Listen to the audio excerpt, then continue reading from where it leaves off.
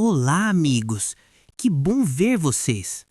Shh, vamos falar baixinho. Da última vez, vimos que Noé, sua família e todos os animais tinham entrado no super barco, a arca. E lembram quem fechou a porta? Isso mesmo, o próprio Deus fechou a porta por fora. Lá dentro estava tudo quieto e eles esperaram. Até que começou! Um pingo, depois 2, depois 10. O versículo 17 nos diz que choveu. E choveu, e choveu por 40 dias e 40 noites sem parar. Mas, amigos, isso não era uma chuvinha normal. A Bíblia diz que a água não vinha só de cima. Ela também começou a jorrar debaixo da terra. Era água por todo lado. Lá dentro da arca, imaginem o barulho. A chuva batendo no teto. Tum, tum, tum, tum. Os animais deviam estar olhando uns para os outros, um pouco assustados. A água começou a fazer poças.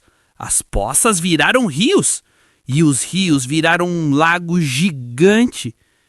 Então, aconteceu! A arca, aquele barco gigante que estava parado na terra seca, começou a balançar.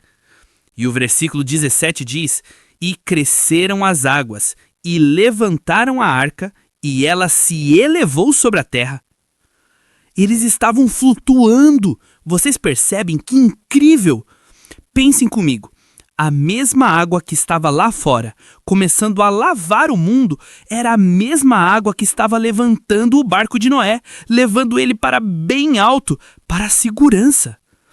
O versículo 18 diz que as águas prevaleceram. Sabe o que isso significa? Significa que elas ficaram mais e mais fortes. Elas não paravam de subir. E a arca? A arca andava sobre as águas. Ela flutuava, calma e segura, por cima de toda aquela água.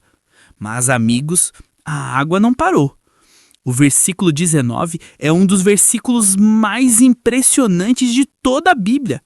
Ele diz que as águas subiram tanto, mas tanto, que elas cobriram as colinas.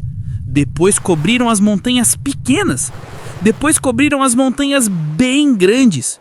Até que o versículo diz: todos os altos montes que havia debaixo de todo o céu foram cobertos. Imaginem só, o mundo inteiro não parecia mais o mundo. Parecia um oceano gigante sem nenhum pedacinho de terra para ver.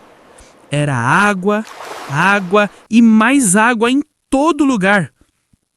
O grande banho de Deus para limpar toda a bagunça e a tristeza que tinham estragado o mundo estava acontecendo.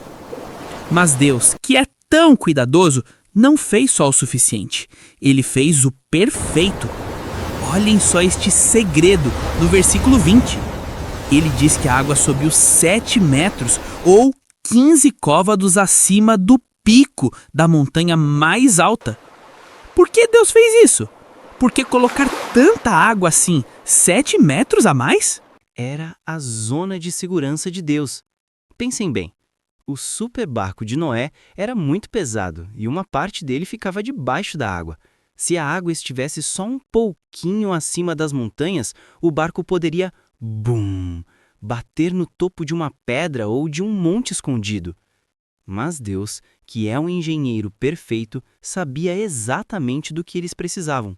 Ele colocou 7 metros a mais de água como uma almofada, para ter certeza de que a arca pudesse flutuar com total segurança, sem nunca bater em nada. Deus não estava só limpando o mundo, ele estava protegendo com todo o cuidado a família que ele amava. E agora, vêm os versículos mais sérios, os versículos 21 e 22. Lá fora, tudo que estava na terra seca foi lavado. Tudo que tinha o fôlego de vida, tudo que fazia parte daquele mundo antigo que tinha se tornado tão bagunceiro e triste, foi levado pelas águas. A limpeza de Deus foi completa. Ele estava, como o sermão nos ensinou, desfazendo a criação antiga para poder começar algo novo e limpo. Era o fim do mundo antigo. Mas tem um mas. O mas mais importante de toda a história. O versículo 23. Ele diz que tudo foi limpo da terra, mas, ficou somente Noé e os que com ele estavam na arca. Amigos, esta é a parte mais importante. Por que Noé e sua família ficaram seguros? Era porque Noé era um ótimo nadador? Não.